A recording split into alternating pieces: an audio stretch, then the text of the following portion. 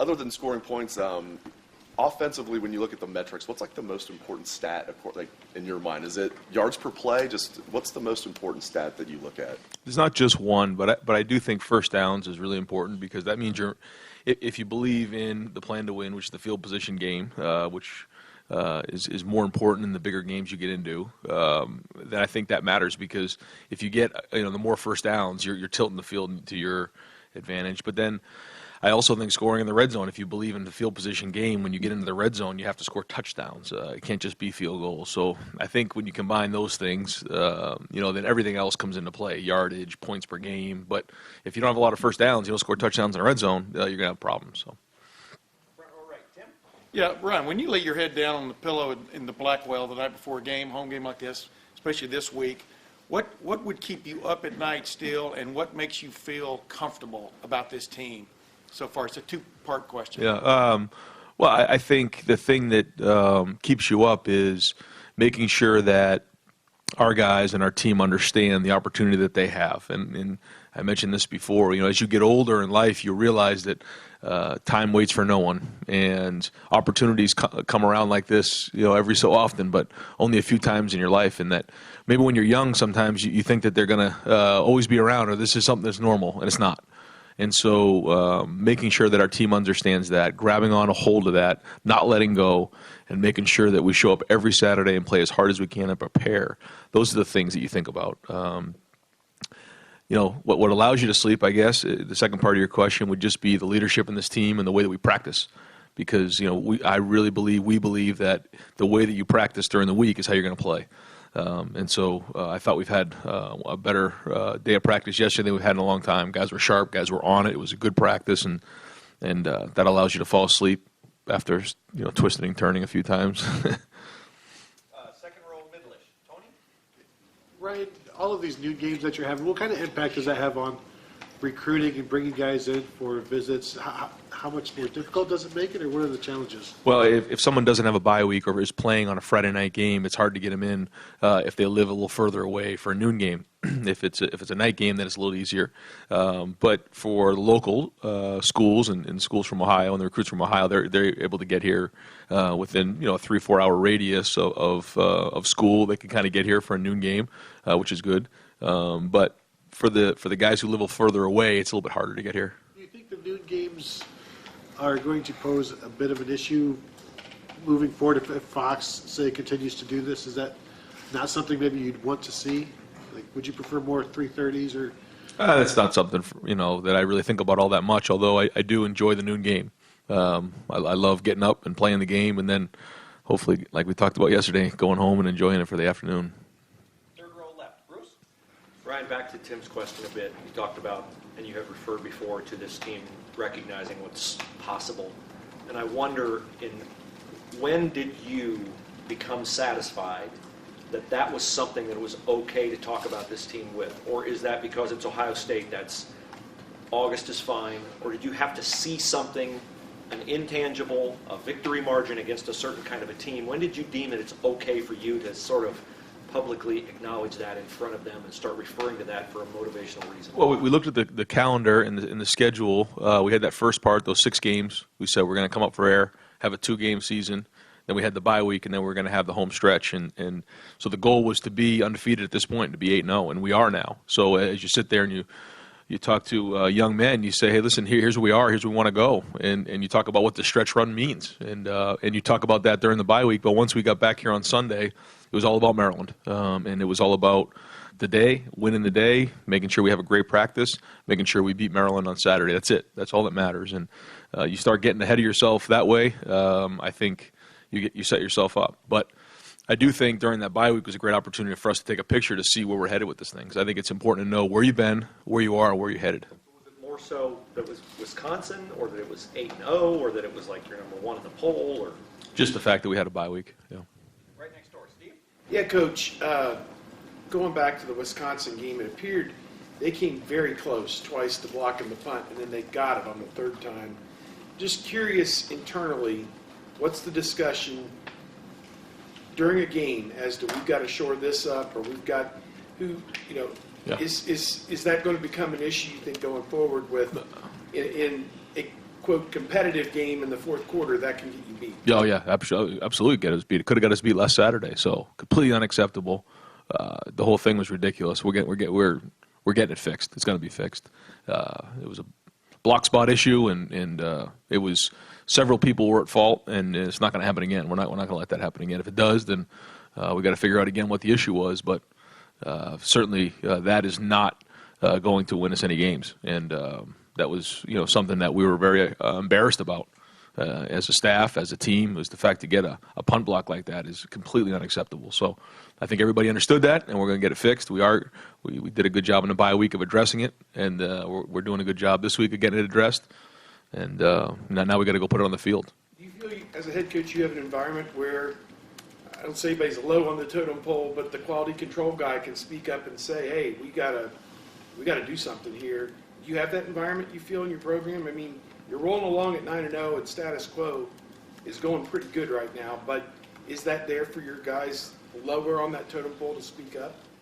I think that if it's well thought out, yeah. I mean, everybody, builds respect, just like any other job, that when people speak up in a group setting, we have a lot of different meetings that we have. We have staff meetings, we have team meetings, we have offensive meetings, defensive meetings, special teams meetings, and when people think things through and bring up good points, then they get some respect and people listen. Then there's other times where people say things and they haven't really thought it all the way through, and you just kind of look at them sideways, and they don't get as much attention. And that's just that's life, though. And so we have a lot of bright people here, a lot of people who have a lot invested here, and it's a group effort. And the more input we can take, we want to listen to people and have. There's a lot of good ideas out there. And then it's the leader's job to make sure that we filter out those ideas and figure out what we're going to do. And so, but certainly love ideas and want guys who are creative in the program. Far left, Lori. Coach, I heard you say a few minutes ago that games get bigger and bigger. How tough is it to convey to 20-year-old guys both the idea that every game should be approached the same, on the one hand, and on the other hand, that some games have higher stakes than others, and sometimes the years are more crucial than others? That's not easy to do, but I think it's the approach of understanding that every game, if you lose one of them, they all mean the same. So as you look at each individual game, they all count the same. So now how you approach the game based on what you're seeing, the game plan, all the different things that come into it. There's just a lot of variables, night games, day games, rain, all those things. The style of offense, the style of defense, the style of special teams, and you just adapt each week. But, you got 12 games in a regular season, and they all count the same. So you have to approach each game getting yourself mentally, physically, and emotionally ready to play in that game. And so far we've done that, but we have to continue to do that, and that is not easy. And that's the job, again, of the leaders and the coaches to make sure that we show up again on Saturday with those same things in mind. Real quick, Justin said that you told him and JK that this offense hasn't played close to its potential, or that was your message to them? Yep. Is that really how you feel about the offense right now? Yeah, absolutely. I mean, I think that we can do so much better in so many areas, and we've only just scratched the potential of what this offense can be. And when you get to this point of the year, your effort and your execution has to be at an all-time high, and that's something we've talked about all week. And I think that if the guys take that same approach, then they stay hungry and they stay with the mindset that they have something to prove. And it's not just talk, though. I mean, when you watch the film, there's so many things we can improve on, and we can be better. And when you look at it through those lenses, I think you continue to stay hungry, and I think that's critical. Front row left, Nathan.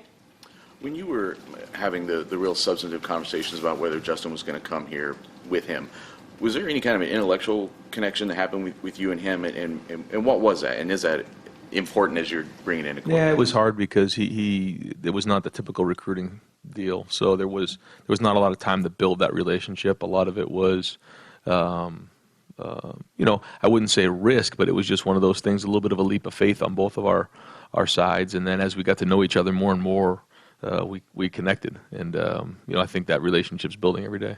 He obviously has a lot of athletic talents, but what ways have you seen his intellectual skills play into the success he's having this year?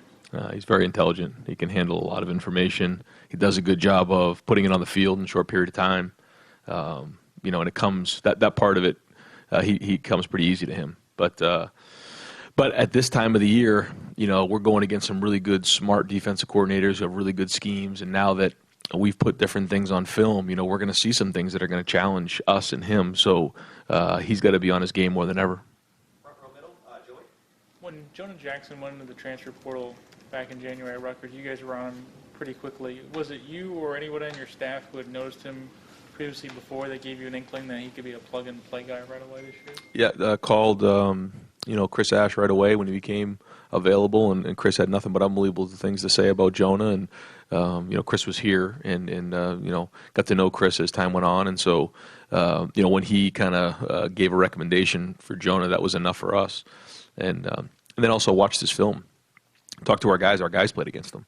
And thought that on film he was really talented, but then hearing the character reference that we got from Chris was excellent, and he's been nothing but unbelievable with us. He stepped into that room. He's a pro. He brings a certain level of maturity and just stability to that line week in and week out. And I can't say enough about what he's done since he's been here. What did your D-lineman say about facing him? That he was one of the better guys that they've gone against within the league. As an interior guy, he was strong and powerful in the run game and did a good job in pass protection. Right next door, Bill? I was on a conference call yesterday with Kirk Herbstreit, and he mentioned that when he spoke to the team at your invitation in the spring, he just was really impressed by the maturity, even when he shook your guys' hands, that he could tell there was a seriousness of purpose. And that maturity, I would assume, really needs to come through these next few weeks, especially next week, Rutgers this week. How impressed or what impression has it made on you that your team has kind of handled things the way that it has in terms of maturity? Yeah, I mean, the story still has a long way to be written, and so don't really want to get into all that until after the season, when you look back and see where things are at. But there is that seriousness right now that we're in the November, we're relevant, and there's no time for silliness right now. And that's someone asked me that the other day. That's part of having fun, is winning games in November, and these are a lot of consequences for these games, and I think the guys understand that, and that's cool to see. So what does that mean? We'll find out. And last question, front row right, Austin. Right, it's pretty rare to see Jonathan Cooper without a smile on his face, but the last couple times I've seen him, he looked pretty frustrated. This hasn't gone the way he wanted this year. Have you had more conversations with him, or you sense that frustration with what he's been going through? What a special young man, Coop is, and certainly hasn't got on the field the way he's wanted to this year, like you're saying. But he continues to be a really good captain, a really good teammate. He's encouraging to his teammates, even though he's dying to get on the field. And so we're all supporting him and helping him along the way, and we look forward to seeing him back on the field here real soon. Great. Coach, thank you very much. Hey, Ryan, you said